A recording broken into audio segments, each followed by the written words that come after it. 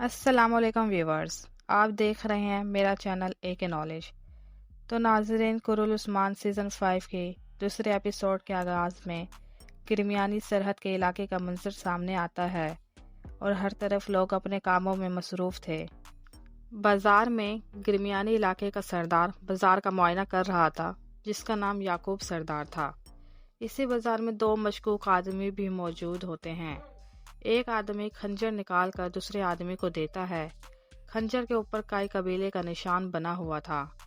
इधर याकूब सरदार कह रहा था कि मेरा कायम करदा ये सरहदी बाजार इस खित्ते का सबसे अमन और शान शौकत वाला बाजार होगा।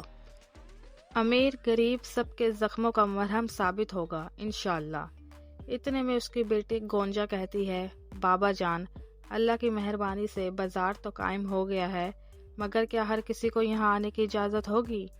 तो याकूब सरदार कहता है, अगर तुम तुर्क सरदारों की बात कर रही हो तो सब के सब हमारा खून और जान है, और अगर तुम सिर्फ उस्मान साहब की पूछ रही हो तो हाँ, वो भी बाज़ार में आ सकते हैं, क्योंकि ये बाज़ार कायम करने का असल मकसद उनके साथ इत्तेहाद करना है।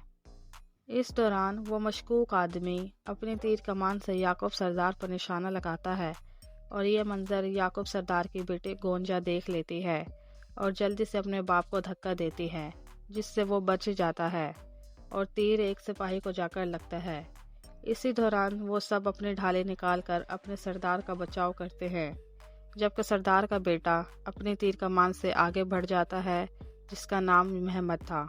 कुछ देर बाद वो मशकूक आदमी तक पहुंच जाता है और तीर चलाकर उसे मार देता है। फिर वो उसके पास जाता है और उसके कपड़ों से एक खंजर निकालता है, जिस पर काई कबीले का निशान बना हुआ था। ये देखकर वो काफ़ी गुस्से में आ जाता है और फिर इतने में वहाँ याकूब सरदार और उसकी बेटी गोंजा भी आ जाती है। तो फिर महमद कहता है कि ये उस्मान का काम है, उसे इसकी कीमत चुकानी होगी। याकूब सरदार वो खंजर लेकर अपनी आंखों से देखते हैं और कहते हैं कि हमें अभी जल्दबाजी से कोई काम नहीं लेना चाहिए। और फिर अचानक एक सिपाही की हालत ख़राब हो जाती है, जिसे तीर लगा था, और वो नीचे गिरकर मर जाता है, क्योंकि तीर के साथ जहर लगा हुआ था। सरदार का बेटा महमद कहता है कि ये उस्मान ने किया है। याकूब सरदार कहता है कि उस्मान ये काम क्यों करेगा?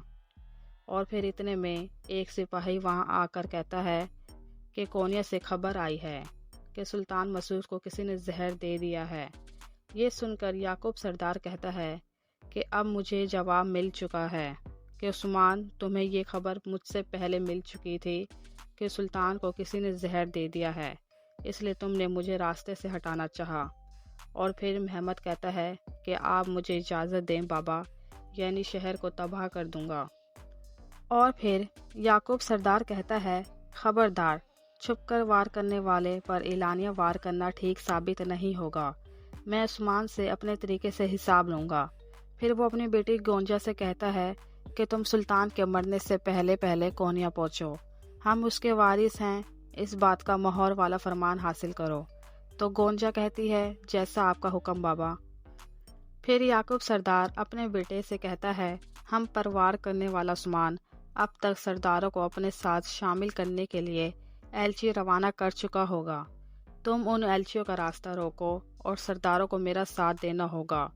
फिर याकूब सरदार कहता है, तुम अपनी जिम्मेदारियों में किसी किस्म की लापरवाही मत करना, अगर ज़मीन को खून से सैराब करना पड़े तो कर देना। तो दूसरी तरफ ओरहान और अलाउद्दीन सफ़र पर रवाना होने से पहले अपनी वालिदा मलहून खातून से मुलाकात करते हैं। फिर मलहून खातून कहती है कि सफ़र आसान हो, मैं दुआ करूँगी तुम दोनों सही सलामत वापस आओ। इतने में उस्मान भी वहाँ आ जाता है और अपने बच्चों से गले मिलकर कहता है कि मेरे बच्चों, होशियार रहना।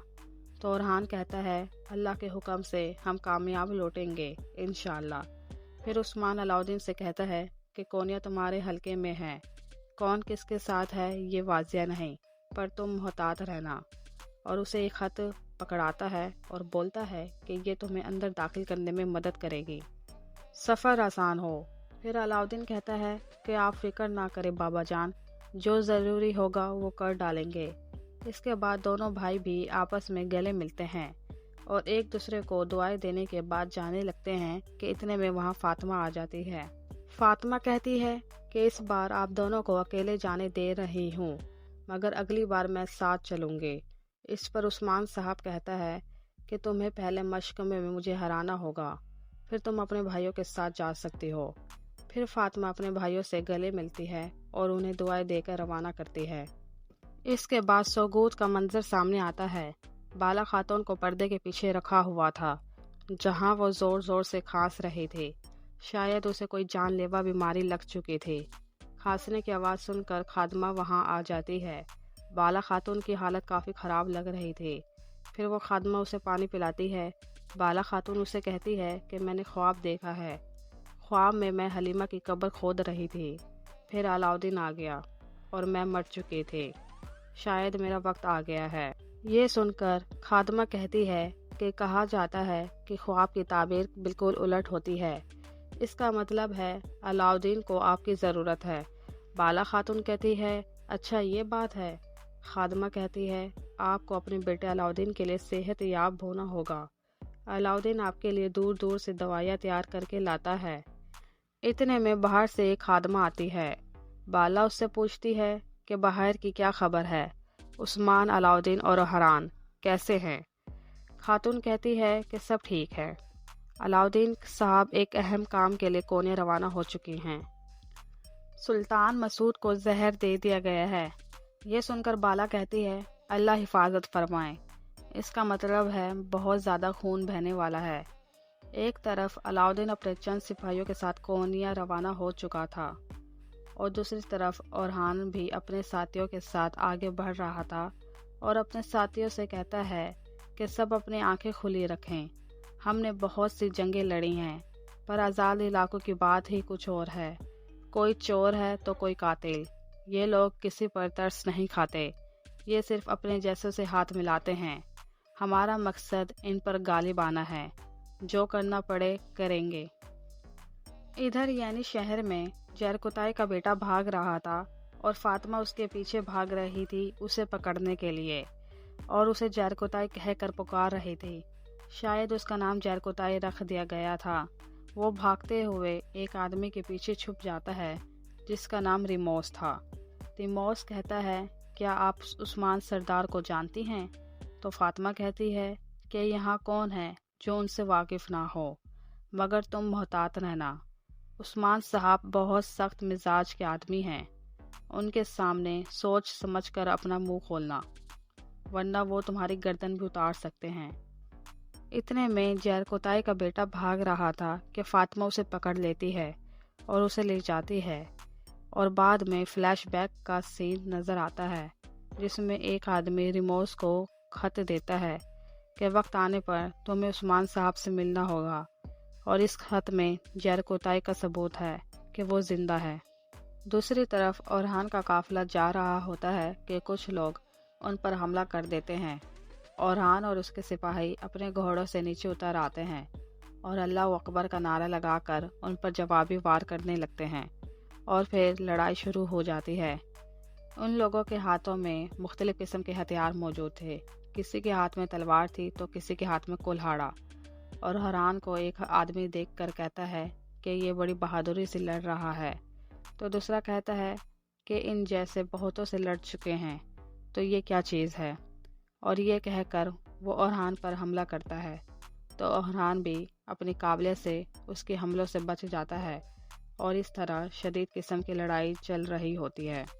وہاں برابر کی لڑائی جاری ہوتی ہے کہ وہ آدمی اورحان کا بازو زخمی کر دیتا ہے اور پھر اورحان پر دوبارہ حملہ کر رہا ہوتا ہے۔ اتنے میں اورحان اپنی مہارت سے بچتے ہوئے اپنی تلوار اس کی گردن پر رکھ دیتا ہے، اور لڑائی برابر کی جا رہی ہوتی ہے کہ ایک آدمی اورحان سے پوچھتا ہے کہ کون ہو تم، کیا چاہتے ہو؟ تو اورحان کہتا ہے میں تم لوگوں کے سربراہ سے ملنا چاہتا ہوں۔ اس پر ایک آدمی بول پڑتا ہے کہ ہمارا کوئی سربراہ نہیں ہے، یہاں پر سب برابر ہیں، تم ہمیں اپنا نام بتاؤ۔ تو اورحان کہتا ہے کہ میں عثمان صاحب کا بیٹا اورحان سردار ہوں۔ اسی کے ساتھ یہ ایپیسوڈ یہیں ختم ہو جاتی ہے۔ تو ناظرین، امید کرتی ہوں کہ آپ کو یہ ویڈیو پسند آئی ہو۔ اور میری آنے والی ویڈیو کے لیے میرے چینل کو ضرور سبسکرائب کریں۔ اللہ حافظ۔